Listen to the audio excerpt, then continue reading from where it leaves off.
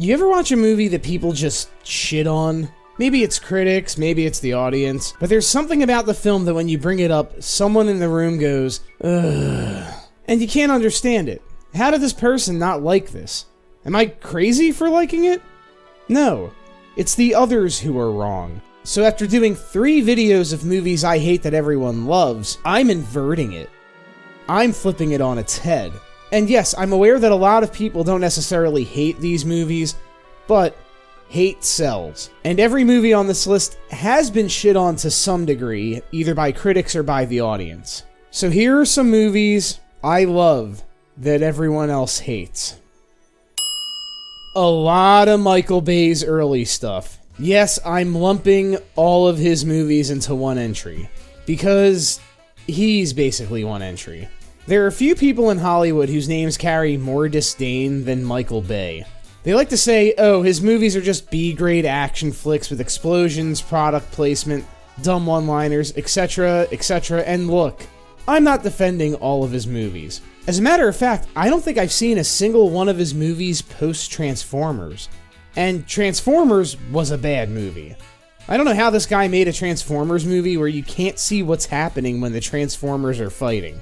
You would think that would be like necessary criteria to making one of these. Every fight scene looks like 2 pieces of metal in a blender. There are only 2 things I liked in Transformers, and they're both in this clip. But if you look at Michael Bay's movies pre-Transformers, whoa. These are all great, except for Pearl Harbor. That one was ass, but holy shit, the rest of these were all great. The Rock, genuinely good and kinda tragic action flick. The Island, genuinely interesting sci-fi flick. Armageddon, legitimately one of the greatest disaster movies ever made. I'll die on this hill. This movie actually looks incredible and is super suspenseful. Bad Boys 1, solid buddy cop comedy. Bad Boys 2, a fucking masterpiece. Bad Boys 2 is legitimately one of the funniest films I've ever seen and one of the most well-shot action films I've ever seen, combined into one of the greatest sequels ever made. If you can't enjoy yourself watching this movie, something's wrong with you. Something these films all have in common is that they are really well-shot action flicks and they have genuinely memorable characters. Because no matter what you say about Michael Bay, he knows how to cast actors who are perfect for their roles. These movies have fucking perfect casting. Even the supporting characters, Rockhound, Johnny Tapia, the Captain, my god. Are the characters tropes? Yes. Is the dialogue cheesy? Yes. Are these films style over substance? Yes. But unlike this dog shit, they don't sell themselves as anything else. And again, the one time Michael Bay did try to do that, he failed miserably. Then Transformers came along and changed his formula forever, but before that happened, my man knew how to make an entertaining-ass flick. I, Robot. This movie isn't just good. This movie is fucking amazing. The action sequences are well shot, the whole movie is well paced, the CGI still holds up all these years later, and for 2004, looks fucking incredible. You can always tell the difference between directors who use CG because it's easy, versus directors who put a shit ton of effort into making it actually look good. And let me tell you, Sonny still looks good. This is Gollum tier CGI. And the story is a cool murder mystery with really good twists and turns. And the characters have backstories that actually make their motives in the film make sense. There are legitimate criticisms a person can make about iRobot if they really want to. It does have pretty obvious product placement. And even though I haven't read the book, I'm aware that its connections to the book are tenuous at best. And is that it? Because I legitimately think iRobot is one of the best sci-fi films I've ever seen. It's more entertaining than most sci-fi films, and one of the best films of the Will Smith summer blockbuster era. And a lot of people, and even critics, did like this one when it came out. Most of the naysayers seem to be people who were obsessed with the book. Now, I haven't read the book, but from what I've read about the book, it doesn't seem to be a book that would translate well to a film at all. And you can correct me if you've read the book and think that I'm wrong. Again, this is just what I've read looking things up about it. But regardless of that, one thing I do know is that a movie not being faithful enough to the book is a shit take on what makes a good film. It's exactly like not enjoying a film because it wasn't historically accurate. It's bullshit. The Butterfly Effect. While we're on the subject of great sci-fi movies that came out in 2004, here's one that critics did absolutely filthy. I cannot understand why critics shit on the Butterfly Effect so goddamn much. To the point where I don't think most of them even watched it. The fact that this is one that critics hated but audiences absolutely fucking loved is maybe a testament to that. And critics around this time really seem to have it out for Ashton Kutcher. The premise is strange, but the movie does stick to the rules that it lays out, and is very well acted both by the adult and child actors. Yeah, it's a really dark and at times horrifying film, but that's intentional. Nobody wants to go back in time and change their childhood if they had a good childhood. It's also superbly ironic. The one reality where Evan is missing his limbs and his girl, but all of his friends are doing really well for once. That irony was so delicious I could fucking eat it. The film that this one is most similar to is Donnie Darko, which I spoke about in another one of these videos as one of the most overrated films I've ever seen. And it is. The Butterfly Effect was so much better than Donnie Darko, was easier to follow, was more entertaining, it's just an objectively better film in every conceivable way. Rocky V.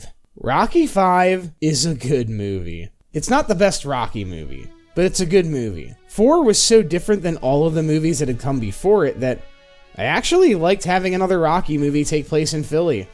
And I hate Philly, so that's saying something. And after Rocky fighting such a larger-than-life opponent like Ivan Drago, I mean, where could he have gone from there? This film really does work as a segue for what comes after. Yeah, we may have still had Rocky Balboa after, but would Rocky's relationship with his son have felt the same if we hadn't seen that relationship in this one first? Would the Creed movies have felt the same if Rocky hadn't lost all of his money, classic boxer style, and been forced back into some Philly row home? It's not perfect, but I really enjoyed the story it told of a Rocky who just fought the biggest fight of his entire career, and is now, at long last, past his prime and putting his efforts into training someone new. Hell, I even like George Washington Duke, though it is weird as hell that there are 2 Dukes in this one.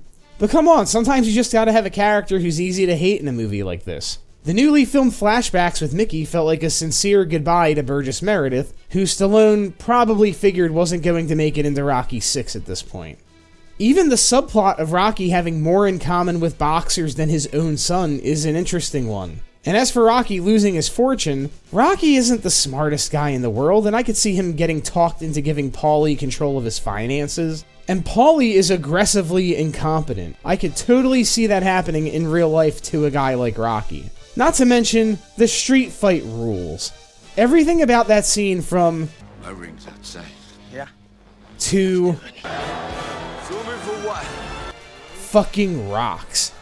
Unironically. And at the end, Rocky never realizing that the art museum was an art museum. Yeah, I love Rocky V. Also, there's no robot in Rocky V. Just saying. Little Nicky and That's My Boy. I'm grouping these 2 Adam Sandler films together because A, I don't have that much to say about them other than they're both hilarious. And 2, because they're both grouped into the low point of Adam Sandler's career, which many consider Little Nicky to be the Kickstarter of. And I'm not here to say that Adam Sandler didn't have bad movies during this period. I'm just here to say that I actually thought these 2 were funny. Little Nicky is just fucking absurd bullshit fun. It's classic Sandler. Henry Winkler is in it. Rob Schneider is the you can do it guy again. Harvey Keitel is Satan. Rodney Dangerfield is Grandpa Satan. It has probably the funniest depiction of hell in any movie. Plus this line. Popeye's chicken is the shiznit! That's My Boy, though. That's My Boy is one of Adam Sandler's funniest movies ever. This movie made me laugh my fucking ass off. The premise is funny. Andy Samberg and Adam Sandler are great together. The jokes are probably the most fucked up out of any Adam Sandler movie. Vanilla Ice plays himself and is actually entertaining. It's great. It's fucking great. Tell me this isn't funny. I want to be honest with you, too. I never did knock boots with your mother. No? No. I think she whacked me off outside the pants. But I didn't finish. Danny, I didn't finish. I couldn't. Oh, Mom. Yeah, she did like to fuck. Hudson Hawk. I saved Hudson Hawk for last because, well, it's one of the most astounding films I have ever seen. It's the only movie I've ever seen where I can't tell if it's so bad it's good or if it's genuinely good. Or if it's bad on purpose. Because sometimes it feels that way too. This movie makes the viewer feel like they're getting trolled. But what can I say? It's so hard to figure out that I'm fascinated by it. And I love it. It is one of the most insanely manic films I have ever seen. But instead of doing what most films like this do and annoying me, this one genuinely entertained me. The movie is like a cartoon. It's got Looney Tunes sound effects, cartoon-style violence. There's a scene where Hawk and his partner are singing in perfect timing while performing a heist and in different rooms. There are multiple villains, almost too many, including 2 mobsters called the Mario Brothers. The action sequences are really well shot. There's one scene where Hawk is on a gurney trailing an ambulance on the highway, and these girls pull up next to him and ask, "Hey mister, are you gonna die?" As a matter of fact, this film has so many perfect one-liners it's unreal. And you know, Bruce Willis is the main guy, and Bruce is known for always landing one-liners. And his character's motivation the entire film is to just drink a cappuccino. Not to mention, every other actor totally sells their roles. And yet, somehow, this is still an R-rated movie with cursing and death. So it's not intended for kids. So it's intended for adults, but feels like it was meant for kids? It's crazy. This movie is crazy town. Hudson Hawk is so interesting to me because it's genuinely funny, even though the jokes feel like they're trying their hardest not to land. Like, there's a joke where a guy survives a car exploding because it happened to have a sprinkler system, and it's funny. It works. This movie is fun to watch even though it feels like it's not supposed to be. It feels like if Bad Boys 2 had been directed by Terry Gilliam and written by Sam Hyde. There are parts of it that are genuinely funny and other parts that feel like they were written with contempt for the audience and somehow still land. And I appreciate both of those things. I appreciate the genius and effort it takes to make an entire feature film like this. And critics fucking hated it. They just could not wrap their heads around it. And you know what? I get it. This movie was not for them. It was so smart it was stupid, and so stupid it was smart. I'm almost convinced that it's an elaborate troll meant to make people who can't appreciate it hate it, which only adds to its genius. Hudson Hawk fucking rocks. Thanks for watching. Bunny! Bubba!